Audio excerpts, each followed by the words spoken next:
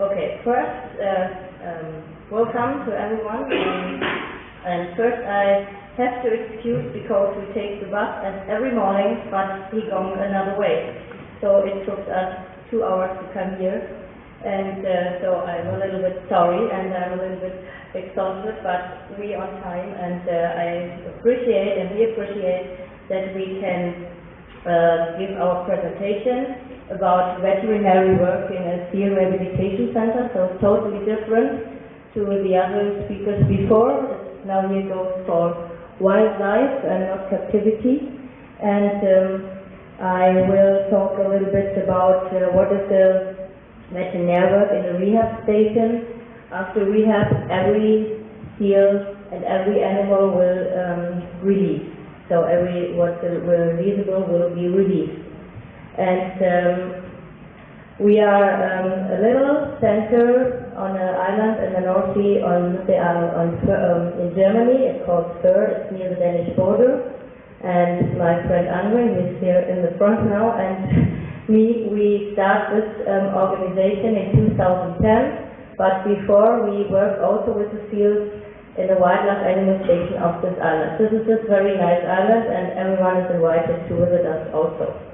And we just do first aid for seals, but also we have an educational center and exhibition, and we do a lot of education because we say every seal who not needs rehabilitation, who not needs to be in captivity for some months, to go out again, and all healthy seals get all this wildlife. That is our loveliest, or that's what we would like to have. But when they're in trouble, we like to help. And you see here when we do some work with the children, because we said education with the children is one of the very important stuff. Here you see the exhibition from inside. It's now grow up a little bit, and then you see when we got the new pools over there. That is our little pool room where we make the first aid. And then you see where we work with the seals. It was in the first beginning when we came in, because afterwards we wear special clothing. So it's about also other diseases, lung wounds and other diseases and problems in fields in Dutch and German field station, because my friend Andre, who is running the station with me, we got to know in the Netherlands field center, Peter Buren, sometimes maybe know this, and now we build up a center on the little island on Föhr.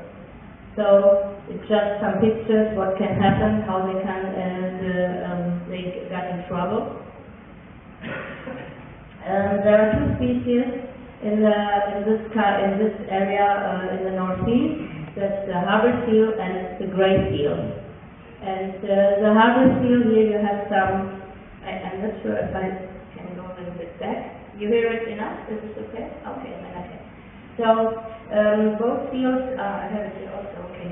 The Phoca vitulina, the harbor seal, is a more little species of both, and they got the females got sexual maturity about 5 years. It's over 5 years. And a little bit later the males, and the maximum lifespan is around 35 years roundabout. That is the harbor seal short after birth. You see the fresh navel. And the gray seal reach the sexual maturity around 3 to 5 years for females and around 6 years for males. And the gray seal got a lot bigger than the harbor seal, and most time when we have no deer in southern Germany, it's the biggest mammal in Germany. It can get to 300 kilograms roundabout. These are big males. This is great seal. And now a little bit what happens when we got a call for in some seals of trouble. Of course, short we make a vision what's going on, and then we have to transport this animal as stress-free as possible. That's every time the thing, to be as stress-free as possible, because the stresses that the animal got in trouble and got on shore and needs help, that's also stress for the animal, and so we try to reduce the stress as possible. And so you see we use baskets. They're normally baskets you took in all the days for your laundry. And when I asked the children, they all went, what do you think, what is this basket about? It's not a special basket for seals, it's for us. And they often said it's a picnic basket. And I think then you have enough to eat. But we use it for seals because the ventilation is very good. I think you see it here again. The ventilation is all over, and it's very important that they have good ventilation, that they're not get too hot, and also when you close the part and it's dark, and then you have to be very quiet with this animal. That is very important. Yes, that's this basket we use, and you can really clean it very good and disinfection. So, and it's easy to carry. If you go out in the water sea a long time, then it's not really easy to carry a lot of kilograms, because seal, even a little seal, can have 10 kilograms, and when they're a little bit older, you get in trouble, sometimes 20, and then this basket. Then we do the first aid, and first aid do that we stabilize this animal. Here on the one side we saw one of our first, that was a little bit like a container on the left, and now we got the pool room. And then you tube this animal.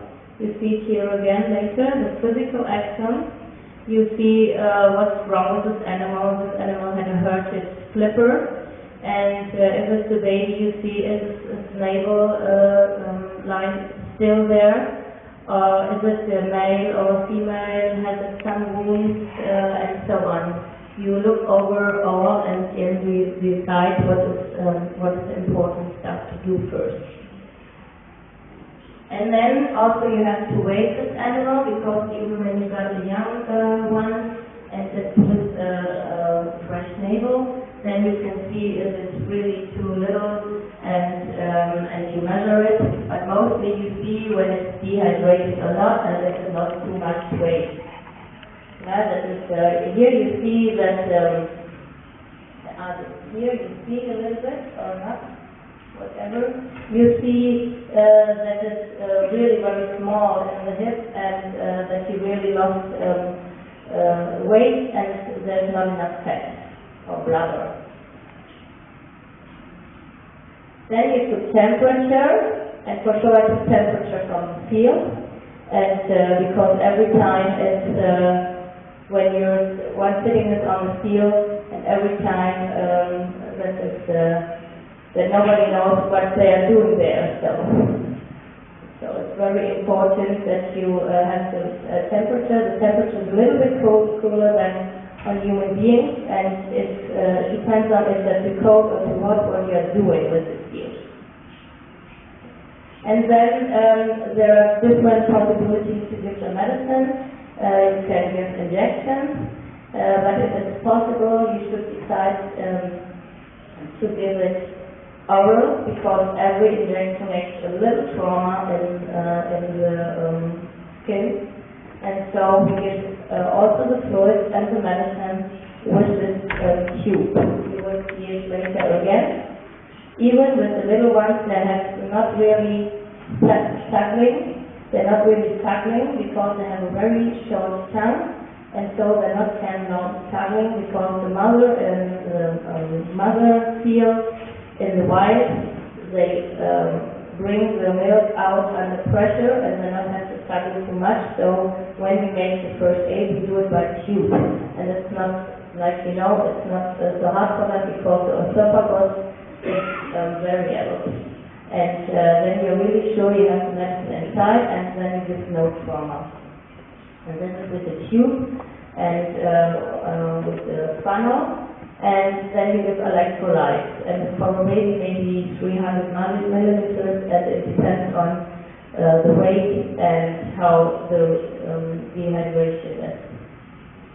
This is the tubing again. We had it, I go back, but I have a lot of pictures. So that is the tubing, and it's in the basket. When the way is too long, back to the station, and it's very dehydrated. We give the tubing directly where we found it.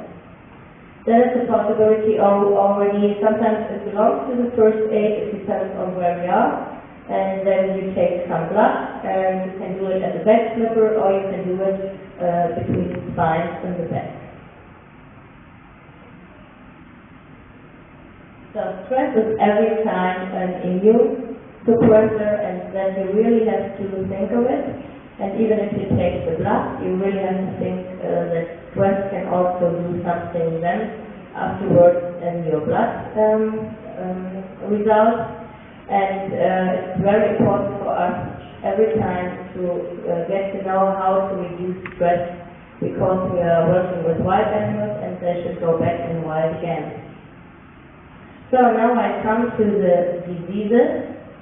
There are different diseases, and I went through them. Maybe I have some details, but maybe if there are some questions you can ask me later, because I'm not too detailed. That's the herpes infection, and we have the herpes viridae, and it's mostly work in complex groups of viruses. That's alpha, beta, and gamma herpes virus, very name. Okay, so you found the herpes also in stations sometimes, and there are also it's possible to vaccinate them with saline. Immune vaccination, and you also find the herpes virus also in the wild. Then the distemper is the mobilovirus species. Here is some details about it, but I think we might have to go through in detail. It's too complicated then, but if someone needs information, they can ask Andre or me, and we can send it over. And the Fokin distemper, it's the Fokin distemper virus 1, and we saw it in the wild, and sometimes it's epidemical. And we had and it's nearly infused, we say, so animals who got this virus, they will die in a very bad way. And there were 2 big epidemical seasons in the part of the North Sea. It was, I think, from Sweden down to Netherlands, Belgium, and it was in 1988 and 2002. And then the harvest speeds really were going down until near to zero. So there were nearly, what do you say, there were really very, very low community there, and they're now way up again. But it was really very quick. Into some months we got thousands and thousands of dead animals. And they do necropsies of a lot. In the Netherlands, they do necropsies of nearly most. They try to make necropsies, and it's a little bit. I think that also a dog at the Skagerrak sprung at 2002 the distemper virus in the wildlife. So you really should be very careful if you have non-vaccinated dogs. And because the white blood cells in seals are very lower in comparison than in other mammals, because they need the red blood cells for the oxygen to dive very deep.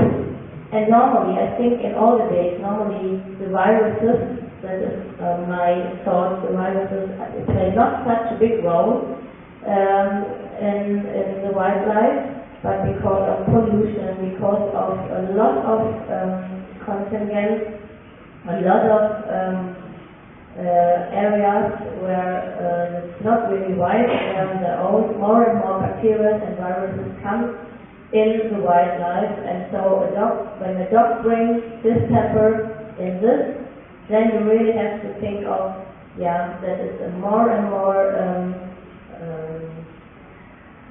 what do you say? It's more and more nearer to other animals and nearer to the human beings, and other stuff happens, and they have not a good immune system. They got pox also in the wild. I got a little bit more quicker. There are pox in the wild, also in the rehab, but it could be a zoonosis. And there was a little research, and that from time to time some people get it, so you have to be careful. But mostly it's not very harmful for the animals. They got it out in the wild, and if they're okay, a little bit immune system is high, then they get rid of it, and only the pox and no other problems. Then the lungworm is a very big problem since around about 5 years in that part of the North Sea, and we lost a lot of young animals under 1 year from this lungworm problem, and over 90% of the young-born pups get infected with this lungworm. There are still researches where it comes from, but now we think that they already got over from the milk from the mother. But it's not a problem in the older animals, more in the pups. These are the Mesostrongylus, Ostrongylus, Paraphyloides. We have big and little lungworms. These are the bigger lungworms that really sit in the trachea, and they can die from it. They can really die from this. They can't breathe anymore, and there are also little ones. They make a lot of secret in the lungs, and then they also start to die. The treatment of the lungworms is different. First, of course, you give them antiparasites when they're coming in. Sometimes corticosteroids because of the side effects. They got sometimes lung infections, and they got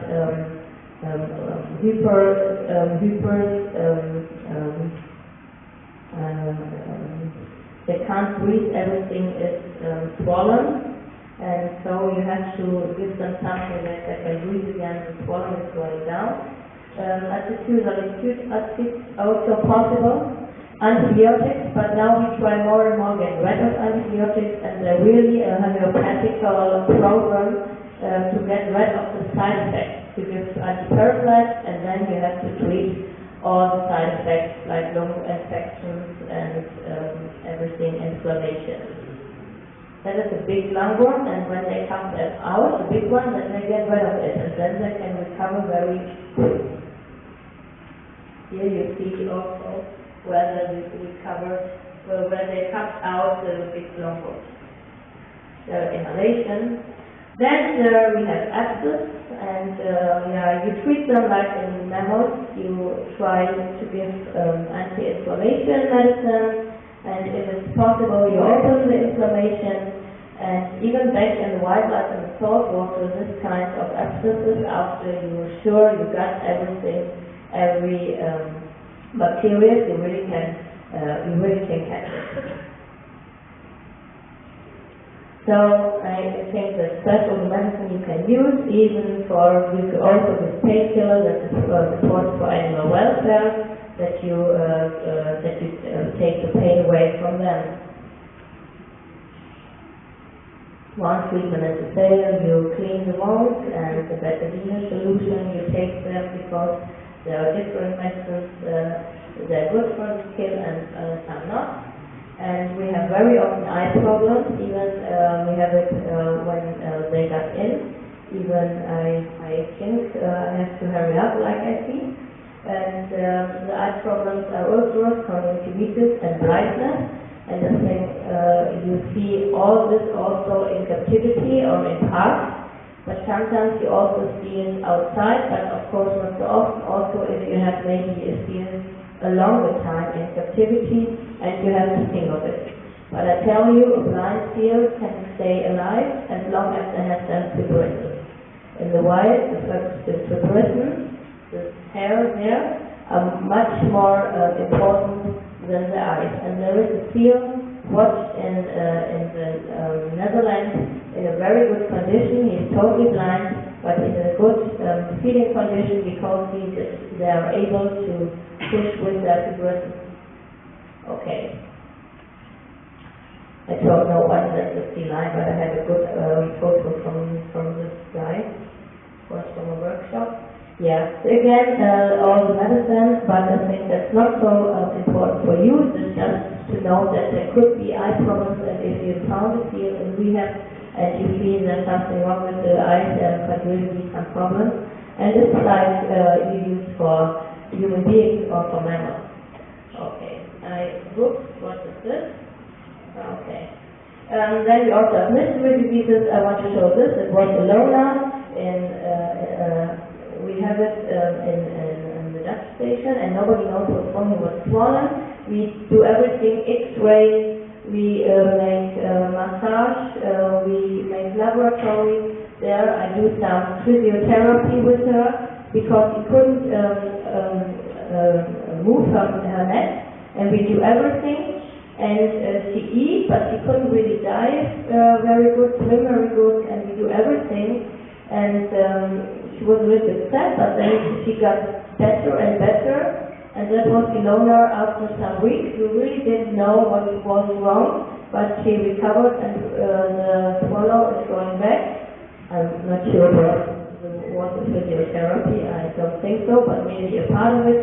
And there's some mysteries, and if you see there are okay with this, you can wait, that they have no pain and everything, then you can wait and hope, and we could release Ilona some days later. Okay, I go very quick through this because I think I run out of time. There are different problems caused by oil. The contamination is also one problem.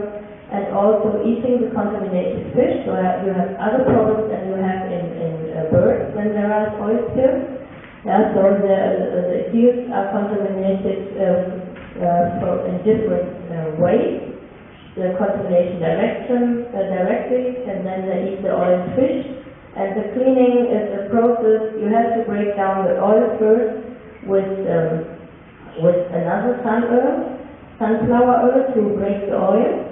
And after you break the oil, then you can clean it with the soap and rinse it. Then you get it free. So it's from time to time a problem, but the oil is not such a problem like for birds. Yeah, from time to time we got a call also from other stations. So that is the park here at the North Sea in St. Peter-Ording, that's also in Schleswig-Holstein. They asked us because this little guy don't eat, and I go over there. They called Andre for what to do, and so we fly over and we treat her. And because we don't eat anything, and we start like it was a little pup, but even born in a park. And so when we are asked in the park, we go there and we give her the treatment like we do with the little motherless pup. And we gave her electrolytes, fish pups, and later learned how to eat fish, and now she's happy and she retired after some weeks and got bigger and started by herself. And this was just an example. It was in Berlin. Someone asked us because they had a problem with the big sea lion. Because normally it's not our thing with captured animals, but if they need help, of course we go there also. And that was Boris, and I hope he really knows that he's not biting, because sometimes he makes some noises, but a little bit bigger than a harvest usually has. And yeah. So I see I have to go through. Now the release, you see we're coming to the end, and the release is the best result for us, and that is the positive thing. And that's our that is our money, so other money, but we got to release at the end. Yes, I have to stop. Okay. So and so I'm at the end, and every animal should go out after the rehab. And I thank you, and If you have some questions, tell me, and I hope I can answer them.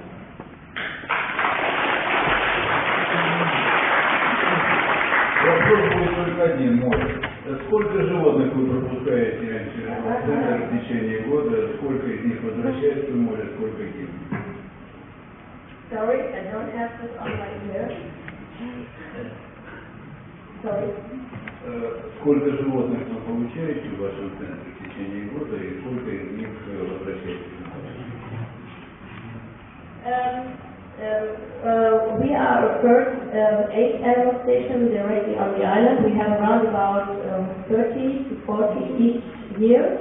And then we give it to another station for release. But I also work with Andre in the Netherlands station, and there I have really the numbers. There's around about, I think, 300 a year, and over 80% can be released.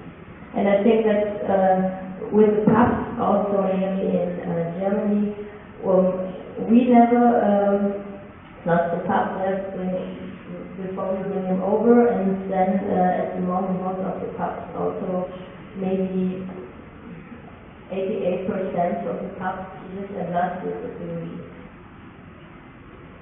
Спасибо, прекрасный результат. Следующий у нас